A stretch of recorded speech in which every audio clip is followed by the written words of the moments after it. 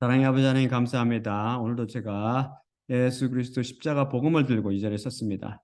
주님께서 제게 계시하고 가르쳐 주신 그대로 더하거나 빼지 않고 전할 수 있도록 제게 은혜를 내려주시고 또한 받는 우리 그리스도인들 하나님의 백성들도 주님께서 말씀하신 그대로 듣고 이해할 수 있도록 또한 듣는 자들에게도 은혜를 내려주시옵소서. 모든 말씀 우리 주 예수 그리스도 이름으로 기도드립니다. 아멘. 자, 그러면 다음 슬라이드 보여주세요. 본문 말씀입니다. 본문 말씀 출애굽기 두 장으로 되어 있는데요. 읽을 때 다 일어서 주시기 바랍니다. 본문 말씀 출애굽기 28장 1에서 14절입니다. 28장 1에서 14절. 첫 번째 슬라이드입니다. 그리고 너 자신은 내게 그 제사장으로 일하도록 아론의 아들들인 나답과 아비후, 엘르아살과 이다말을 이스라엘의 아들들 중에서 택하여 내 형제 아론과 그와 함께 그 아들들을 너에게 데려오라. 그리고 영광과 영화를 위해 내 형제 아론에게 거룩의 옷들을 너는 만들지니라. 그리고 지혜의 영이 그를 채우고 있는 마음이 지혜로운 모든 자에게 너 자신이 말할 것이요. 그를 거룩하게 하여 내게 그의 제사장으로 일하도록 아론의 옷들을 그들은 만들지니라. 그리고 이것들이 그들이 만들 그 옷들이니 흉패와 에봇과 예복과 짠 투닉, 관과 허리띠이며 내게 그의 제사장으로 일하도록 거룩의 옷들을 내 형제 아론과 그 아들들에게 그들은 만들지니라. 그리고 그들 자신은 그 금과 그 청색과 그 자색과 그 진홍의 톨레아색과 그 섬세한 아마를 취할지니라. 그리고 그 에봇을 금, 청색과 자색, 진홍의 톨레아색과 섬세한 아마를 꼰 직공의 작품으로 그들은 만들지니라. 두 어깨 조각들은 그것의 두 끝을 향해 그것에게 연결되어 있으리니 그것이 연결되리라.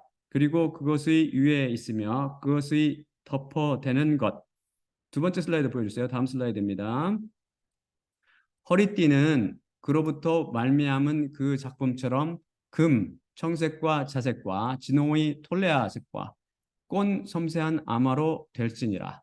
그리고 두 개의 오닉스 돌들을 너는 취할 것이요. 그것들의 위에 이스라엘의 아들들의 이름들을 너는 새길지니라. 그들의 이름들 중에서 여섯을 한 돌 위에 그리고 남아있는 여섯의 이름들을 둘째 돌 위에 그들의 탄생 순서대로 새길지니라. 돌 기술공의 작품, 도장 새김들로 이스라엘의 아들들의 이름들 위에 그 두 돌들을 너는 새길지니 금 세공품으로 빙 둘러싸짐이 되게 그것들을 너는 만들지니라. 그리고 그 두 돌들을 이스라엘의 아들들을 위해 에보스 어깨 조각들 위해 기억의 돌들로 너는 둘 것이며 아론은 여호와 앞에서 기억을 위해 두 어깨 조각들 위에 있는 그들의 이름을 들지니라. 그리고 금 세공품을 만들지니라. 그리고 순금 사슬 둘로 새끼줄들을 이것들을 끈의 작품으로 너는 만들지니 끈의 사슬들을 그 세공품 위에 너는 둘지니라. 자, 다 앉아주시기 바랍니다. 우리는 은혜 시리즈를 통해 은혜에 대해 성령 있게 배우고 있습니다. 그런데 우리는 모두 이 세상에 살다 위로부터 난 후 하나님의 보좌로 상징되는 천국에 이를 때까지 하나님의 은혜가 필요합니다. 성막과 그것을 이룬 각 부분이 예수님을 비유한다고 이미 배웠습니다. 대제사장이 천국으로 비유되는 지성소, 즉 지성소에 죽지 않고 들어가서 이스라엘 백성을 위해 1년 한 차례 속죄 제사를 성공적으로 드리려면 반드시 무엇이 필요합니까? 무엇보다 그는 제사장의 옷을 입어야 합니다. 십자가를 통해 이로부터 난 그리스도인만 제사장이 되어 비로소 제사장 노릇을 할 수 있으며 제사장 옷을 입게 됩니다.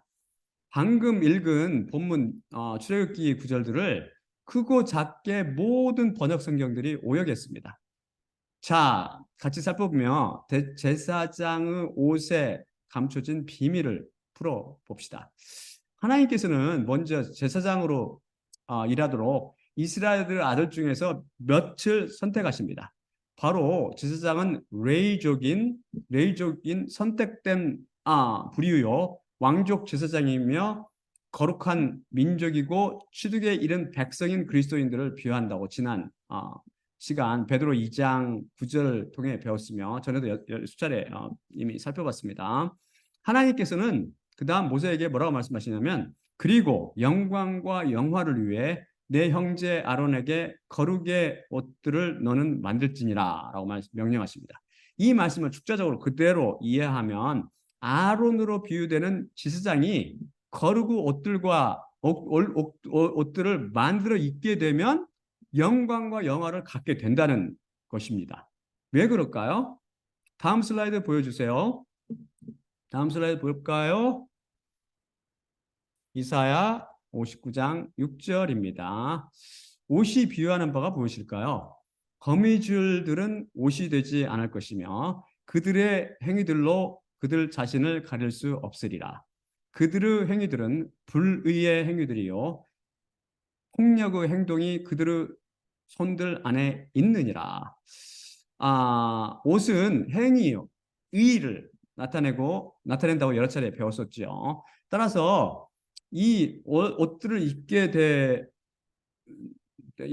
되면 아론이 영광스럽게 되고 영화롭게 된다는 것은 이 옷들이 행위를 나타내기 때문입니다.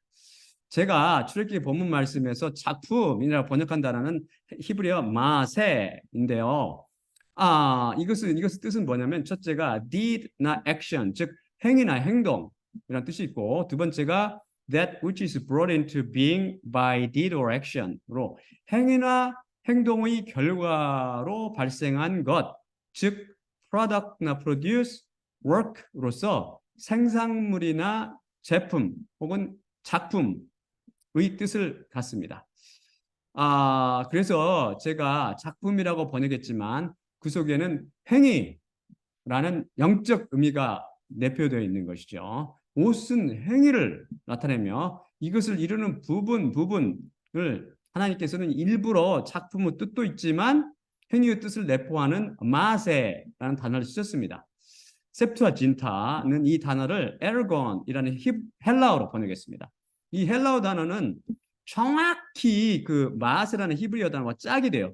그래서 이 엘고이나 단어 우리가 전에도 여러 번 살펴봤는데요. 이 단어는 정확히 무슨 뜻이냐면은 행위로 번역되는 deed나 action, 행위나 행동으로 번역되고 또한 동시에 이 마세처럼 product나 produce 혹은 work, 그 생산물이나 제품 혹은 작품으로 번역됩니다. 헬라와 히브리어는 기가 막히게 짝이 됐어요. 제가 공부할수록 이 둘은 정말 하나님께서 쫙 만드신 언어죠. 하나님은 정확히 언어에 이렇게 깊숙이 관여하고 계시다고요. 언어를 혼잡히 하신 분이 하나님이시잖아요. 그래서 하나님께서는 말씀으로 우주 만물들을 창조하셨습니다. 천지와 우주 만물을 창조하셨죠. 하늘도 말씀에 의해서 창조되었는데 신약 히브리서에서 하늘들은 당신의 손들의 행위들이라고 노래합니다. 히브리어 마세 시편을 번역한 거고 이게 마세를 헬라어 에르곤으로 번역한 것입니다. 바로 하나님의 말씀은 능력이 있어서 그 자체가 행위를 동반하여 열매를 맺습니다. 바로 말씀 자체가 열매를 맺어 하나님의 행위 중 하나인 하늘을 만들어낸 것이죠. 그래서 그리스도인들이 가진 믿음에 그것을 열매인 행위가 반드시 뒤따르는 이유는 바로 이 행위의 근원이 바로 믿음, 곧 피에 담가져 있는 말씀이기 때문입니다. 이렇듯 살아있는 말씀은 반드시 능력이 동반되어 결과적으로 능력의 열매인 행위를 낳습니다. 이것을 옷으로 지금 비유하고 있는 것이죠. 그럼 우리가 어떤 옷을 입어야, 즉 어떤 행위들을 해야 하나님 앞에서 영광과 영화가 됩니까? 불의의 이웃이나 병자를 돕는 것입니까? 배를 고르며 아프리카 오지에 가서 순교를 하는, 선교를 하는 것입니까? 가진 거 몽땅 다 바쳐서 헌금하는 것일까요? 이웃을 위하거나 민족이나 세계를 위해서 금식하며 기도하는 것입니까? 아니면 예수님을 위해 순교하는 것입니까? 방금 읽었듯이 이런 행위들은 다 거미줄 같아서 하나님께 영광이나 영화가 되기는커녕 오히려 자신의 불이 곧 수치조차 가리지 못합니다. 우리 의인은 거미줄로 짠 옷과 같기 때문입니다. 한번 거미줄로 옷을 짰다고 상상해 보세요. 그 자신을 가려요?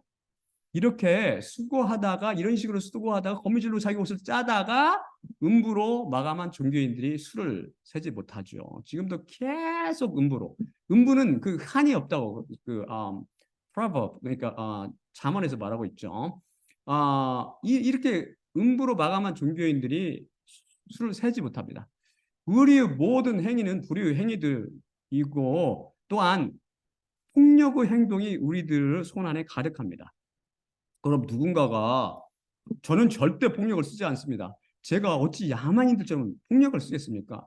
저는 아무리 화가 나더라도 말로 합니다. 라고 말할지 모르지만 그것은 방금 읽은 이사야 59장 6절 말씀과 대치되며 그렇다고 증언하시는 하나님을 거짓말쟁이로 만드는 꼴이 되고 말이죠.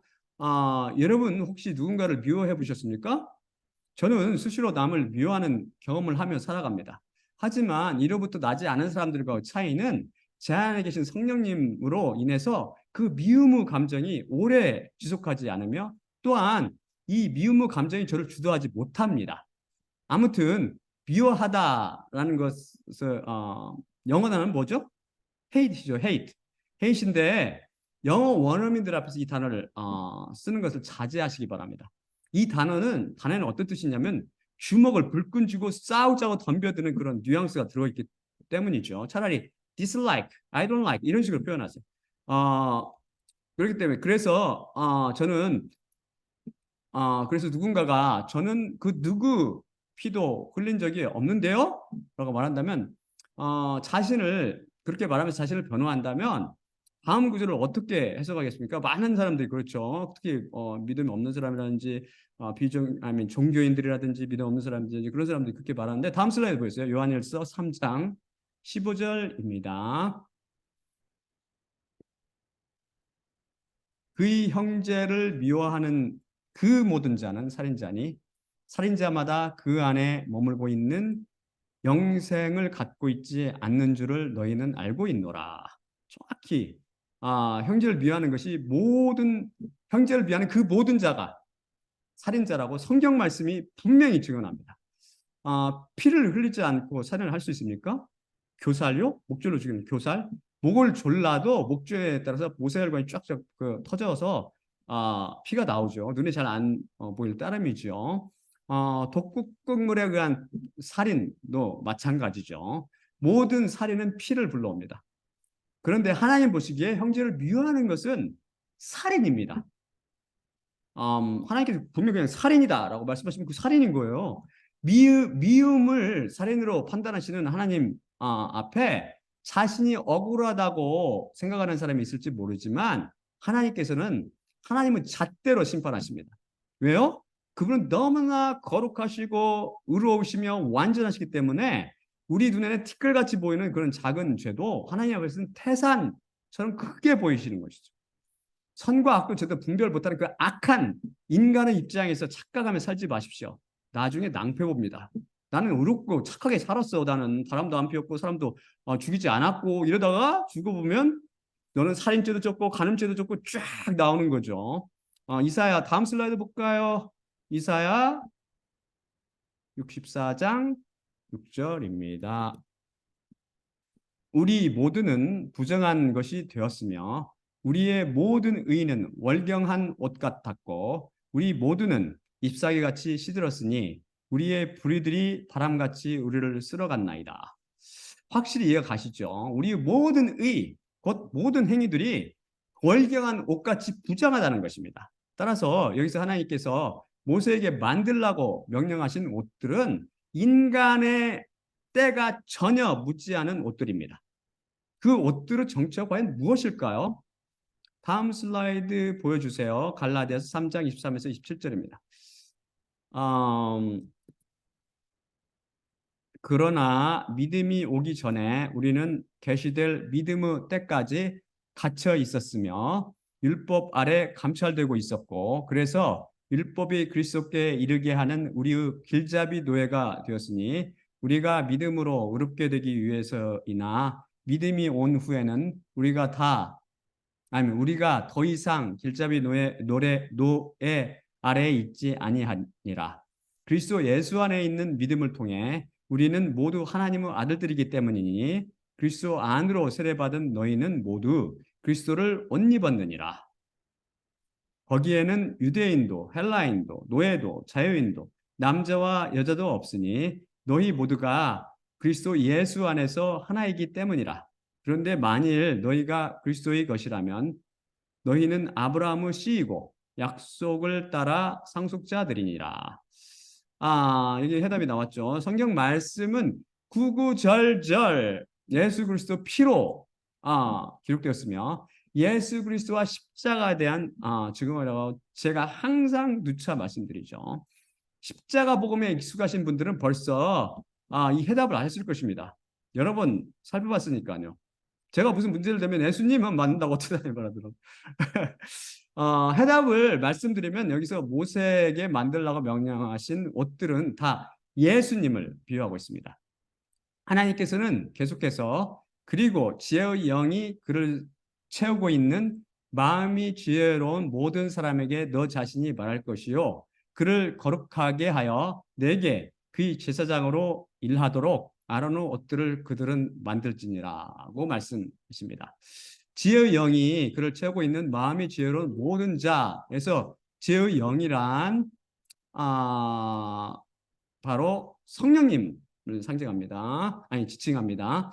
따라서 지혜의 영이 그를 채우고 있는 마음이 지혜로운 모든 자란 저처럼 지혜의 말씀, 로고스 피아스, 지혜의 말씀을 받아 하나님의 비밀을 풀 수 있는 그리스도인들을 지금 일컬으십니다.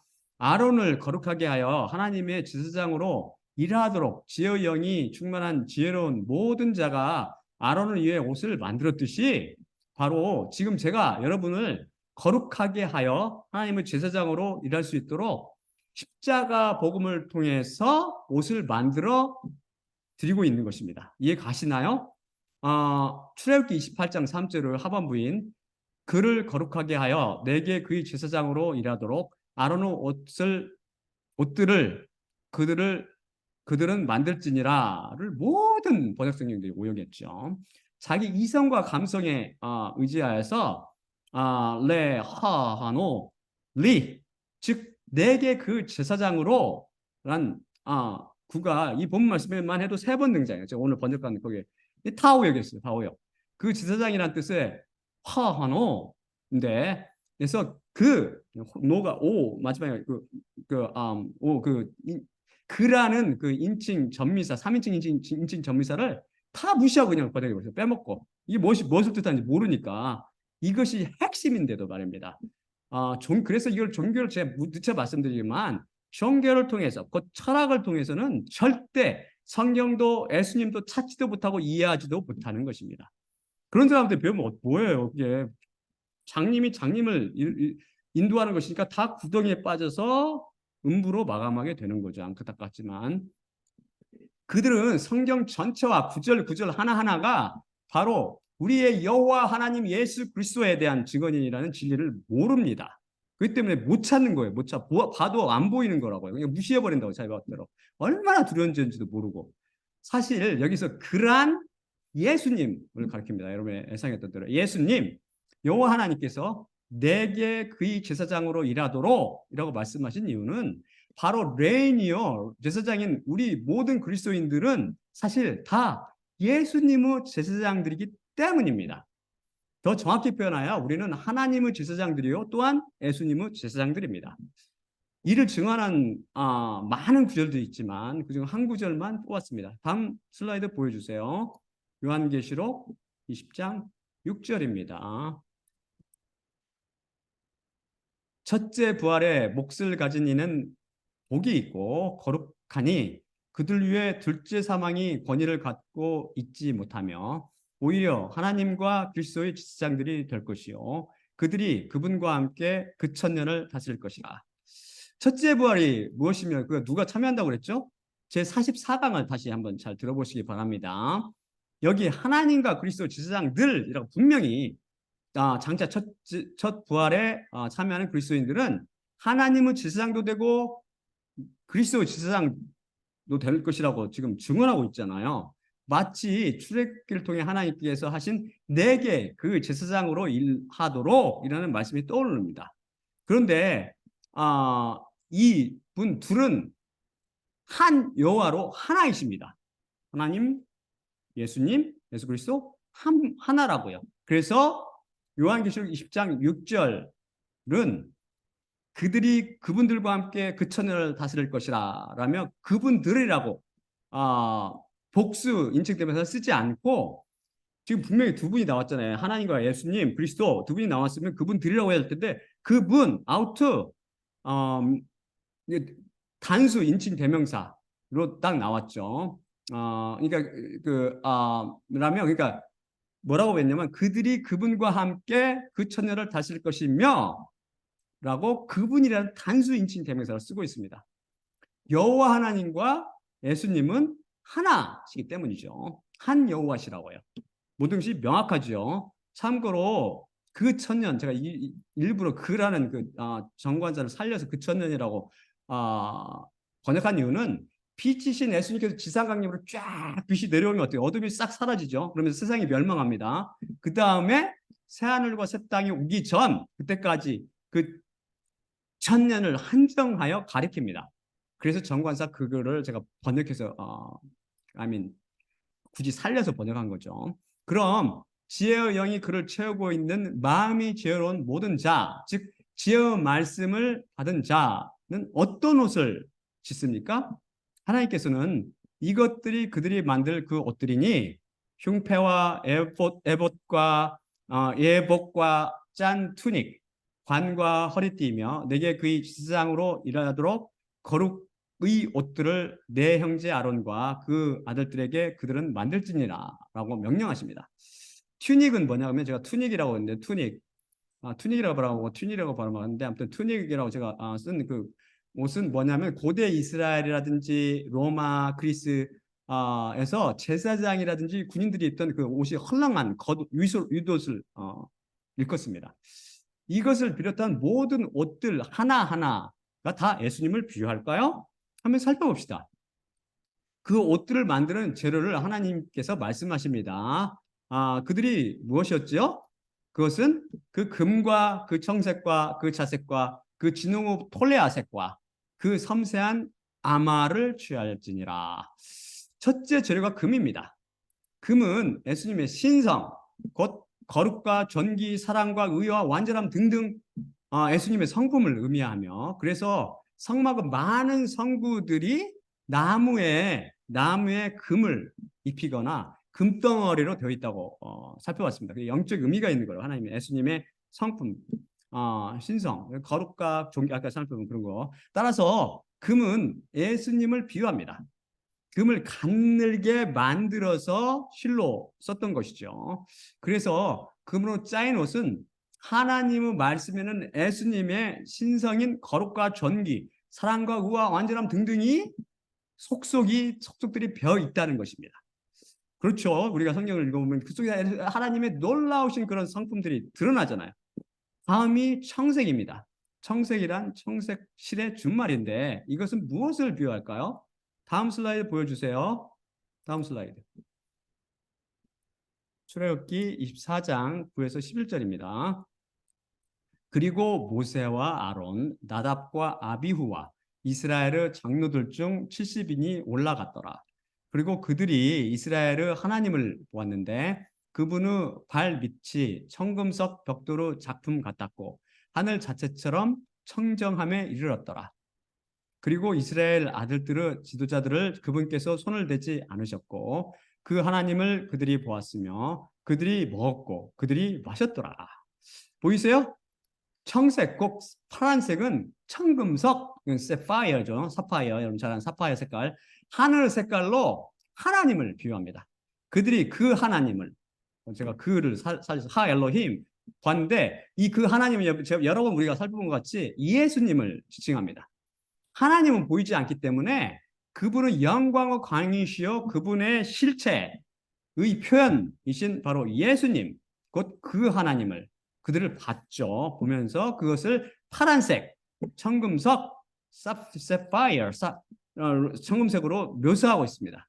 그래서 성경에서 청색은 하나님을 비유하는 색깔인데, 성경 중에서 예수님을 하나님이라고 증언하는 책이 무엇이죠? 그것이 바로 요한복음입니다. 우리가 사복음서를 같이 살펴볼 기회가 있을 것인데요. 그때 사복음서에 숨어있는 비밀을 하나씩 벗겨내겠지만, 얼마나 여러분이 성경을 잘못 알고 있는지 그때도 또한 느끼게 됐지만, 요한복음의 별명은 바로 청색복음입니다. 하나님 복음, 청색복음입니다.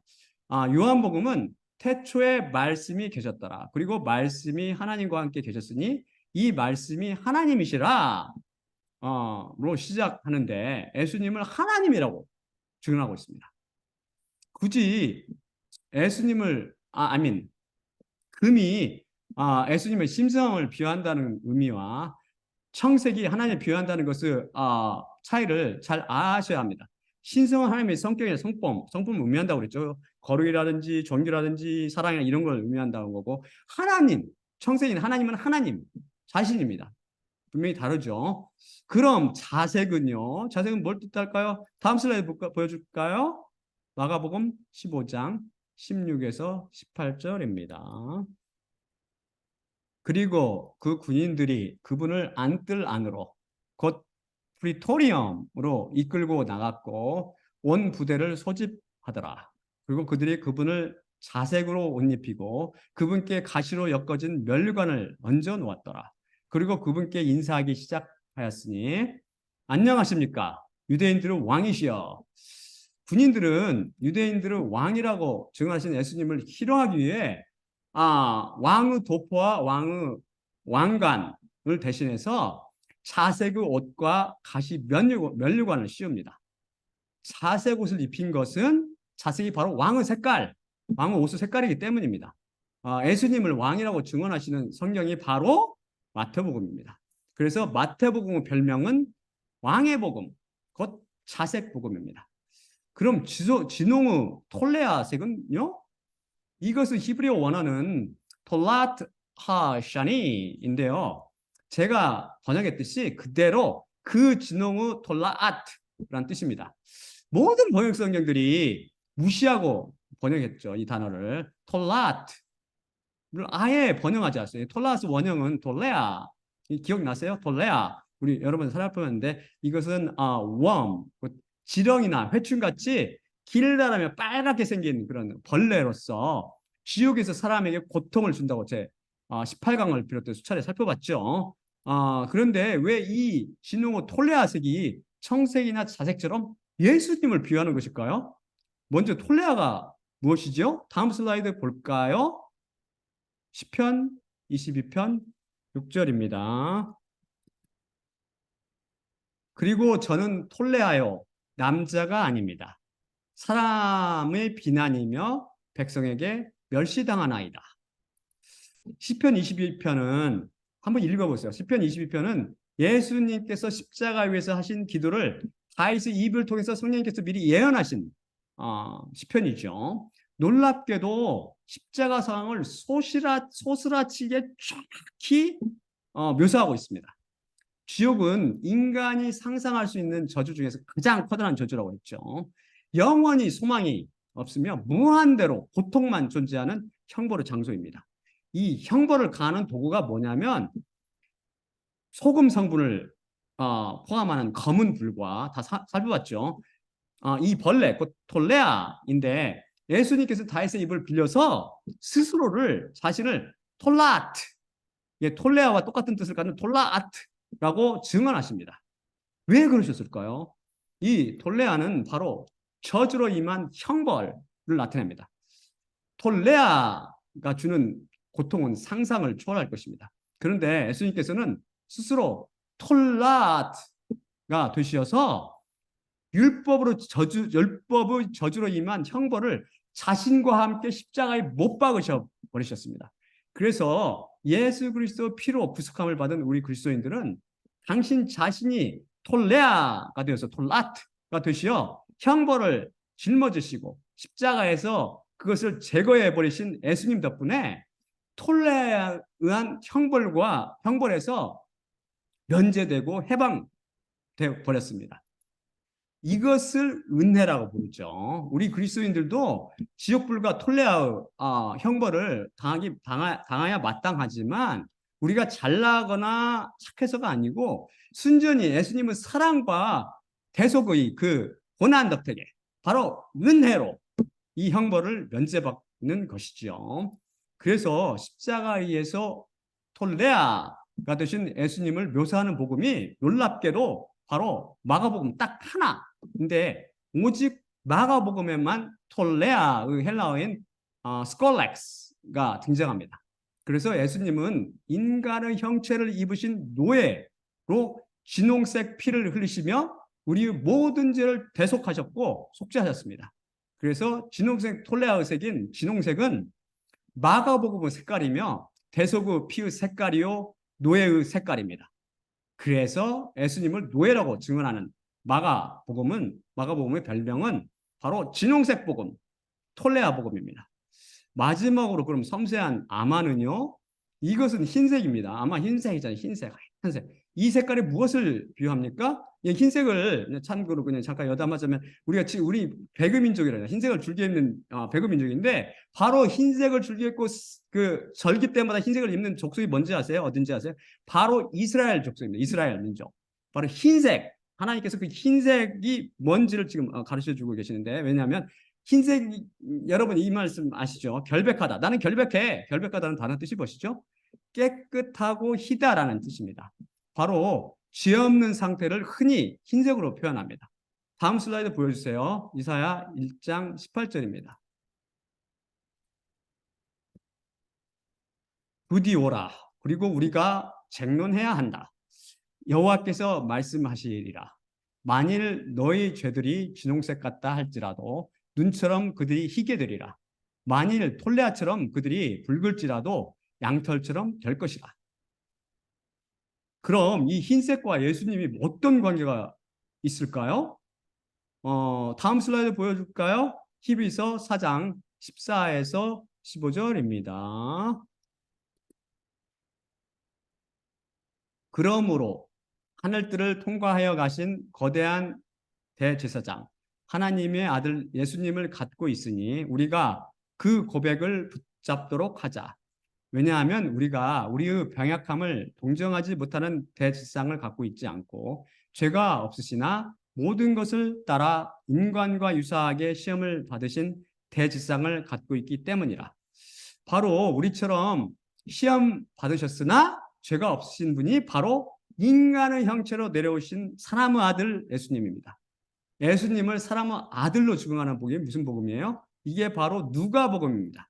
그래서 흰색은 죄 없으신 인자의 색깔이요. 누가복음의 색깔입니다. 그래서 누가복음의 별명은 흰색 복음, 곧 섬세한 아마복음입니다.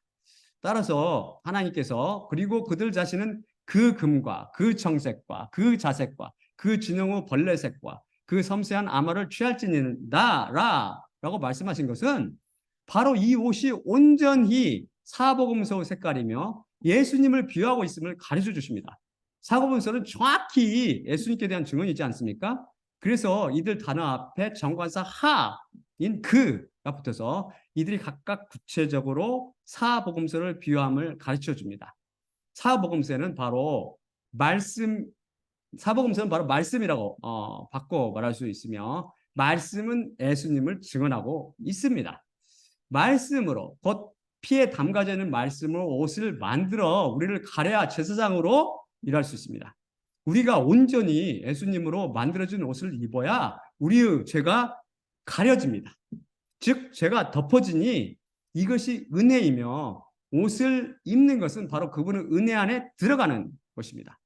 예수님으로 옷 입은 그리스도인들은 모두 은혜 안에 사는 복된 사람들입니다. 은혜 안에 살기를 원한다면 천지를 창조하신 하나님이시며 만물을 다스리는 만왕의 왕이시오 대속의 제물로 노예가 되시어 피를 흘리셨고 우리처럼 시험을 받으셨으나 죄가 없으신 사람의 아들 예수 그리스도로 온전히 옷 입어야 할 것입니다. 자, 그러면 마지막으로 고린도전서 11장 23에서 26절을 읽고 마치겠습니다.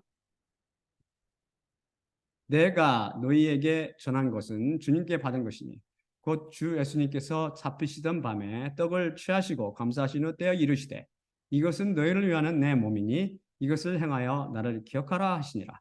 19회 또한 그와 같이 잔을 취하시고 이르시되 이 잔은 내 피로 세운 새 언약이니 이것을 행하여 마실 때마다 나를 기억하라 하시니라. 그러므로 너희가 이 떡을 먹으며 이 잔을 마실 때마다 주님의 죽으심을 그분이 오실 때까지 전파할지니라. 예수님의 몸과 피로 상징되는 떡을 떼며 잔을 마실 때마다 십자가를 통해서 우리 대신 의를 이루어 주시고 우리의 행위요, 우리 옷이 되어 주신 예수님만 바라봅시다. 또한 나의 십자가를 기억하고 내가 다시 올 때까지를 전파라고 말씀하신 예수님과 그분의 죽으심을 기억하고 전하며 여러분 모두 사복음서를 비록하여 피에 담가져 있는 말씀의 주인공이신 예수님을 옷 입음으로 하나님의 보좌 앞으로 담대히 나갈 수 있게 되기를 기도드립니다. 자, 그럼 제가 기도하고 마치겠습니다. 사랑의 아버지 하나님, 오늘 또다시 성경 말씀이 구구절절 모두 예수 그리스도에 대한 증언임을 다시 배웠습니다. 아버지 하나님, 우리가 온전히 지성소로 예배드리는 천국에 이르려면 제사장의 옷을 입어야 하는데 이 제사장의 옷들을 이루는 모든 것들, 금과 청색과 자색과 진홍의 톨레아색과 또한 섬세함 아마 이 모두가 바로 예수 그리스도를 대표하고 있으며 예수 그리스도를 비유하고 있음을 배웠나이다.